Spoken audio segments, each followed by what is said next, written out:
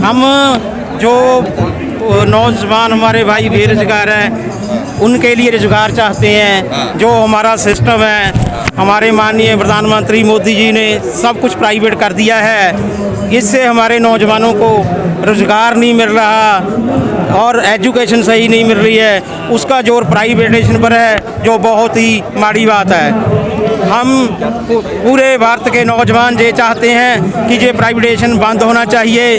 कोई भी वो जो पॉलिसी जो हमारे नौजवानों को रोज़गार नहीं देती बल्कि रोज़गार खोती है, जैसे अग्निवीर है, वो क्या है 5 साल के लिए, कुछ नहीं है। इसलिए हमारे नौजवान साथी इकट्ठे हों तो इसका 2024 में मोदी को सबक सिखाएँ और हमारे लेफ्टिस्ट लोग हैं उनको आगे ले आएँ, ताकि जो हमारे जड़े लोगों का रोज़गार बच सकेगा, एजुकेशन बच सकेगी, तो हेल्थ बच सकेगी।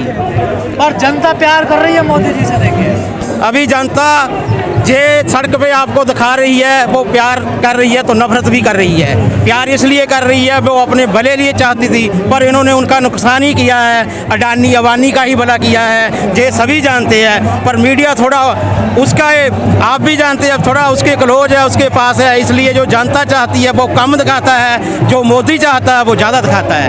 अरे हर जगह तो चुनाव जीत रहे हैं वो लोग, चुनाव जीत रहे हैं, ये बात ठीक है आपकी, लेकिन ऐसा हर बार नहीं होगा। चुनाव जीत रहे हैं, जैसे सेंटर में हैं वो दबाव डालते हैं स्टेट्स पर, तो कुछ जैसे आप ईडी, आपको मालूम है ईडी है, सीबीआई है, जो सारा कुछ अपनी जेब में पाके घूम रहे हैं। एक सेंटर में इनको डाउन होने दो, फिर आप देखोगे ये हर जगह ही हारेंगे। लोग कह रहे सदियों में ऐसा नेता मिलता है देश को। लोग नहीं कहते हैं, उसके चमचे कहते हैं। लोग तो कहते हैं हमें रोजगार चाहिए, नौजवान चाहते हैं हमें एजुकेशन चाहिए, हेल्थ चाहिए। आप जो उनको डबल साइड दिखाओ ना। आप नौजवान कह रहे हैं मंदिर चाहिए हमको, नहीं, नौजवान किताब चाहता है, नौजवान किताब चाहता है, एजुकेशन चाहता है, नौकरी चाहता है, मीडिया चाहता है। मीडिया की टैक्टिस सरकार मंदिरों पे कितना ध्यान क्यों दे रही है? अभी उनका जो कच्चा माल है, ये एजुकेशन पर देगी तो मोदी को अब तक कब का नीचे ला दिया होता। ठीक है, अभी जो उनके पास सही एजुकेशन होती तो मोदी लक्ष्मी जी की फोटो डालने का मतलब कोशिश हो रही है। देखो ये निष्पक्ष देश है और इस देश में ऐसा नहीं चलेगा। देखो जे कह रहे हैं एक दूसरे से बढ़ चढ़ कर, लेकिन लोगों को मूर्ख बना रहे हैं। ऐसे से कुछ नहीं होने वाला। जेकर लक्ष्मी की फोटो वो दिल में होनी चाहिए किसी की, ठीक है, वो दिल में होनी चाहिए, उसका इससे कोई लेना देना नहीं। हमारा लेना देना सिस्टम सरकार का एजुकेशन से, हेल्थ से और लोगों को रोजगार से है। लोग तो कहते रहे मोदी जी क्या निर्भर बनिए, निर्भर कैसे बनोगे?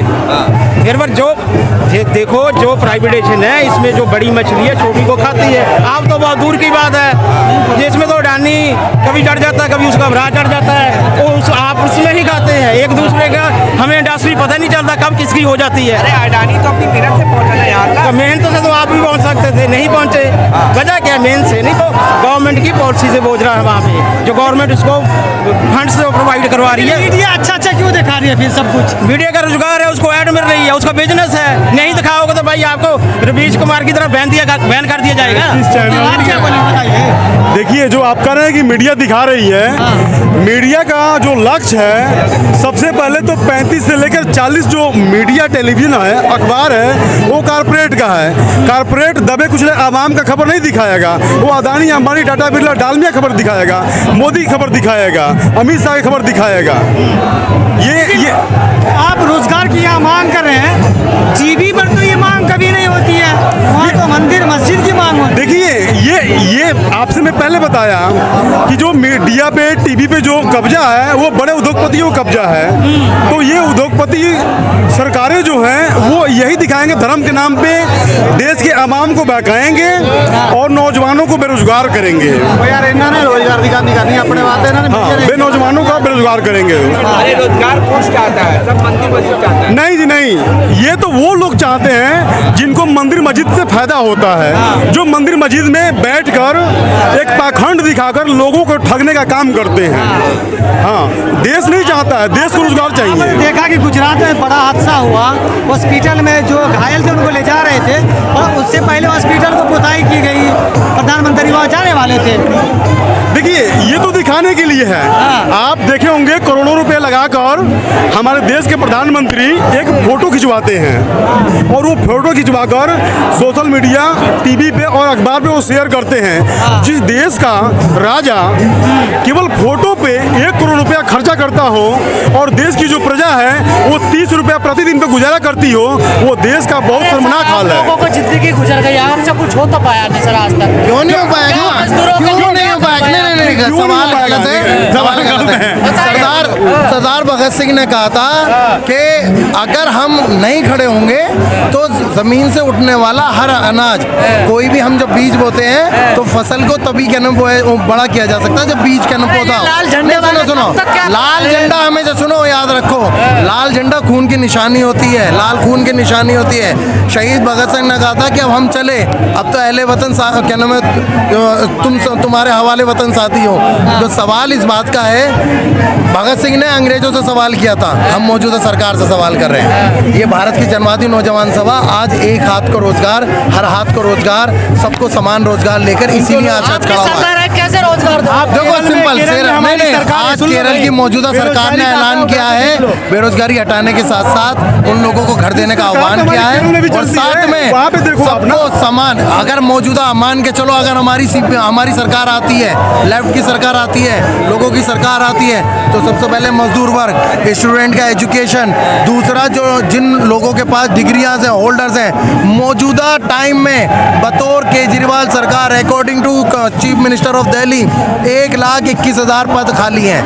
1,021 पद है जो जी दिल्ली में, ये केजरीवाल नो केजरीवाल ने खुद कहा है। अब उसी केजरीवाल से पूछिए कि आप जाके वहाँ पे गुजरात में तो चिल्ला रहे हो जॉब देंगे, पहले आप दिल्ली में तो जॉब दे दीजिए। जो व्यक्ति संत के भेष में इस प्रकार की गैर संवैधानिक बात करता हो, सरकार को तुरंत उसके खिलाफ कानूनी कार्रवाई करते हुए उसको जेल में डाल देना चाहिए, पहली बात। और दूसरी बात, गर्व का विषय ये है कि जिन लोगों की परछाई से लोगों को बदबू आती थी, शेड्यूल कास्ट के लोगों से, दलित समाज के लोगों से, आज उनका सर कलम करने के लिए 50 लाख की बोली लग रही है। तो आप समझिए कि बाबा साहब डॉक्टर अम्बेडकर जो कहते थे कि शिक्षा वो शेरनी का दूध है, जो पिएगा वो दहाड़ेगा। तो आज जो अम्बेडकराइट लोग हैं, जो बाबा साहब डॉक्टर अम्बेडकर और फूले अम्बेडकरी आंदोलन के लोग हैं, जो वहाँ से निकल करके आए और आज जब वो पढ़ लिख करके बोल रहे हैं, तो आज जो ब्राह्मणवाद की चूलें हैं वो हिल रही हैं। आज अभी देखो, उससे पहले एक देवकीनंदन ठाकुर कथावाचक है, उसने कहा कि ये नरक में और सुरग में जाएंगे, तो उन्होंने नरक और सुरग का भी भेद दिखा लिया। उसके बावजूद भी लखनऊ में भंते सुमित रतन के द्वारा फिर जो है वो धर्मांतरण तो नहीं कह सकते, घर वापसी हुई और कई लाख लोगों ने वहाँ पर 22 प्रतिज्ञाएं अपनाई। उसके बाद में आप देखेंगे कि फिर भी महाराष्ट्र में भी हुआ, गुजरात में भी हुआ। अब उनको लग रहा है कि तो नरक और सुरग के डर से भी नहीं मान रहे, तो फिर उन्होंने सीधा वो कहते हैं ना कि एक तरीके से बिल्कुल आमने सामने आ गए। तो वो ब्राह्मण जो है वो फिर आगे कत्लेआम पर उतारू हो गए। और आप इस बात को समझिए कि जब पुष्पमित्र शुंग के समय पर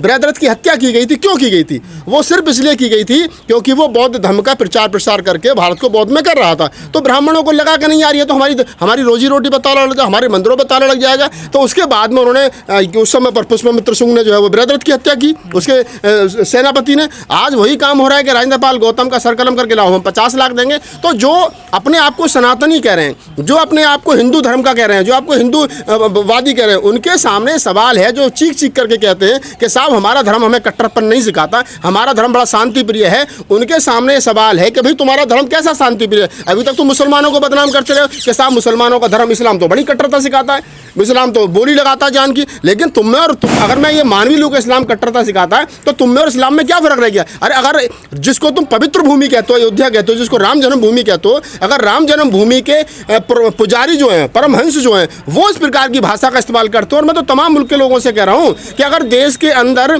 जो धर्म है और धर्म के जो ठेकेदार हैं वो इस प्रकार की भाषा का इस्तेमाल करेंगे, तो आम आदमी जो उस पर चलने वाले, उसके रास्ते पर चलने वाले, वो क्या करेंगे? तो ये विचारणीय प्रश्न है।